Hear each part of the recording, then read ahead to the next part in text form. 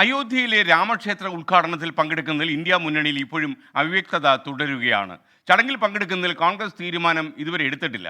ഉദ്ഘാടനത്തിന്റെ ഭാഗമാക്കണമെന്നാണ് ശിവസേനയുടെ ആവശ്യം. അതേസമയം ഉദ്ഘാടനത്തിൽ പങ്കെടുക്കരുത് എന്ന നിലപാടിൽ ഉറച്ച് നിൽക്കുന്നു ഇടത് പാർട്ടികൾ. അയോധ്യയിൽ ക്യാമ്പ് ചെയ്യുന്ന ഞങ്ങളുടെ പ്രതിനിധി ആർ രാധാകൃഷ്ണൻ തത്സമയം മോർണിംഗ് ഷോയിൽ ചേരുന്നു.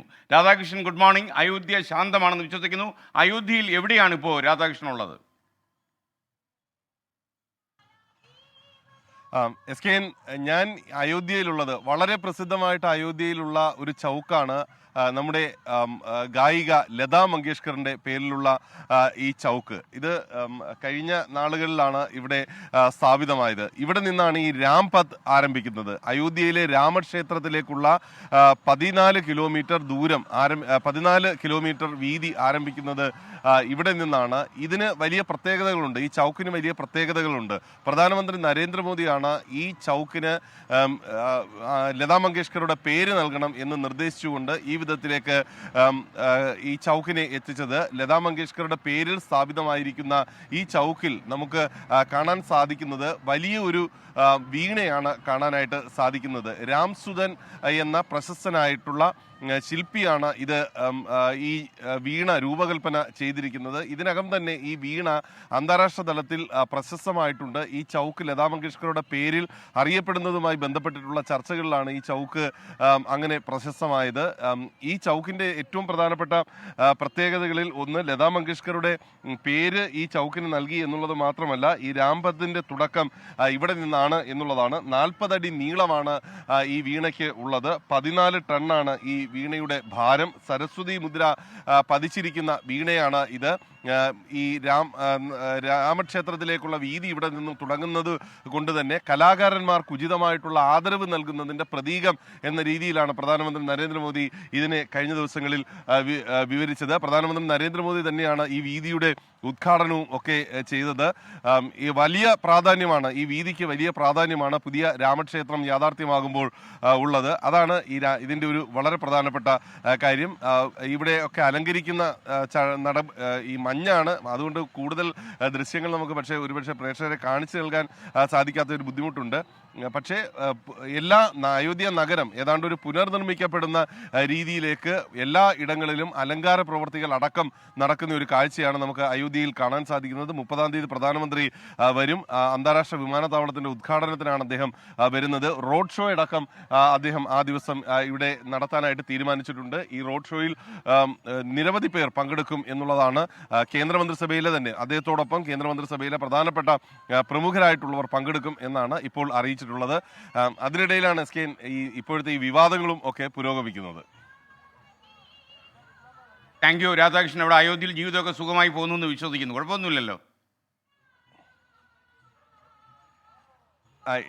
ഈ അയോധ്യയിൽ ഇപ്പോൾ ഈ നല്ല തണുപ്പും മഞ്ഞും ഒക്കെയാണ്. അതിനൊപ്പമാണ് നമ്മുടെ ഈ വിവാദങ്ങളൊക്കെ ഇതിന്റെ ഭാഗമായിട്ട് ഇടം പിടിച്ചിരിക്കുന്നത്. ഇവിടേക്ക് ആര് വരും ആര് വരുത്തില്ല എന്നതിനെ സംബന്ധിച്ചിട്ടുള്ള വിവാദങ്ങളാണ് ഉള്ളത്. ഏതായാലും BJP ഒരു രാഷ്ട്രീയമായിട്ട് കോൺഗ്രസിന്റെ തീരുമാനം ഉണ്ടായില്ല എന്ന് പറയുന്നു. അപ്പോൾ എന്തൊക്കെയാണ് കോൺഗ്രസിനെ അലട്ടുന്ന പ്രശ്നങ്ങൾ? അയോധ്യയിലേക്ക് വ്യക്തിപരമായി കോൺഗ്രസ് പ്രവർത്തകർക്കും നേതാക്കന്മാർക്കും വരാൻ കഴിയുമോ? എന്തൊക്കെയാണ് രാധാകൃഷ്ണൻ അവിടെ നിന്ന് മനസ്സിലാക്കുന്ന വിവരങ്ങൾ?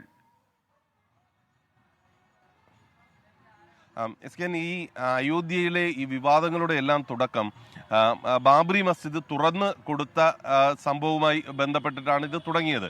ഈ ബാബറി മസ്ജിദ് തുറന്ന് കൊടുക്കാനായിട്ടുള്ള തീരുമാനം കൈക്കൊണ്ടത് അന്ന് രാജീവ് ഗാന്ധിയാണ്. രാജീവ് ഗാന്ധി പ്രധാനമന്ത്രി ആയിരിക്കുന്ന സമയത്ത് ഈ ഷാക്ര ബാനു കേസിൽ ഉണ്ടായ വിധി, അതുമായി ബന്ധപ്പെട്ടിട്ടുള്ള എതിർവികാരങ്ങളെ മറികടക്കാൻ അദ്ദേഹം എടുത്ത ഒരു രാഷ്ട്രീയ തന്ത്രമായിരുന്നു അന്ന് ഈ രാമക്ഷേത്രം തുറന്നു കൊടുക്കാനായിട്ട് തീരുമാനിച്ചത്. അതിനെ തുടർച്ചയായിട്ടാണ് ഈ വിവാദങ്ങളും വന്നത്. അതുകൊണ്ട് ഈ ക്ഷേത്രത്തിൻ്റെയും അല്ലെങ്കിൽ ക്ഷേത്രം യാഥാർത്ഥ്യമാക്കാനായിട്ടുള്ള നടപടികളുടെയും പൈതൃകം ഉത്തർപ്രദേശിലെ കോൺഗ്രസ് വിട്ടു നൽകാനായിട്ട് തയ്യാറാകുന്നില്ല. കാരണം അവർക്കറിയാം ഉത്തർപ്രദേശിനെ പോലെയുള്ള സ്ഥലങ്ങളിൽ ഈ ഹൈന്ദവ വോട്ടുകൾ ലഭിച്ചാൽ മാത്രമേ ഇനി കോൺഗ്രസിന് തിരിച്ചുവരവ് സാധ്യമാകൂ എന്നുള്ളത്. അതുകൊണ്ട് അവർ ആ നിലപാടിൽ ഉറച്ചു നിൽക്കുന്നു.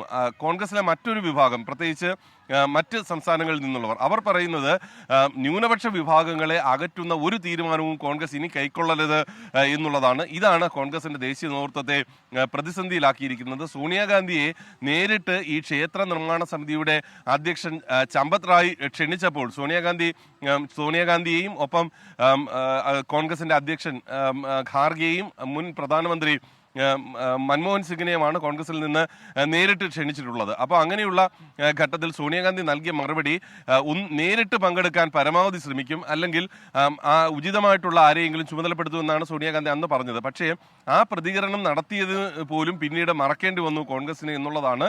ആ രീതിയിലേക്ക് ഈ വിവാദം കോൺഗ്രസിനുള്ളിൽ എത്തിയിരിക്കുന്നു. ഏതായാലും വലിയൊരു പ്രതിസന്ധി ഇതുമായി ബന്ധപ്പെട്ട് കോൺഗ്രസിൽ നിലനിൽക്കുന്നുണ്ട്. കോൺഗ്രസിൽ മാത്രമല്ല, ഇന്ത്യ മുന്നണിയിലെ പല ഘടകകക്ഷികളും വ്യത്യസ്ത അഭിപ്രായങ്ങളാണ് ഈ വിഷയത്തിൽ പ്രകടിപ്പിക്കുന്നത്. ശിവസേനയ്ക്ക് ഈ ഉദ്ഘാടനത്തിന്റെ ഭാഗമായി പങ്കെടുക്കണം എന്ന അഭിപ്രായമാണ് ഉള്ളത്.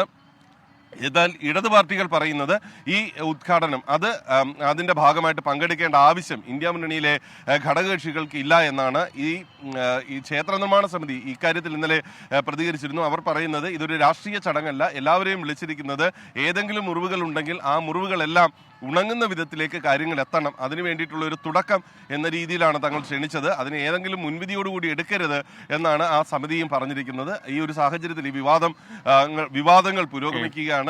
പ്രധാനമന്ത്രി 30-ാം തീയതി വരും. BJPയെ സംബന്ധിച്ച് വ്യക്തമായിട്ടുള്ള രാഷ്ട്രീയ അജണ്ട ഇതിന്റെ ഭാഗമായിട്ട് ഉണ്ട്. അത് പ്രതിഫലിപ്പിക്കുന്ന വിധത്തിൽ കൂടിയാണ് ഈ അയോധ്യയിലെ ഒരുക്കങ്ങൾ പുരോഗമിക്കുന്നത്. SK. Okay, thank you are Radhakrishnan.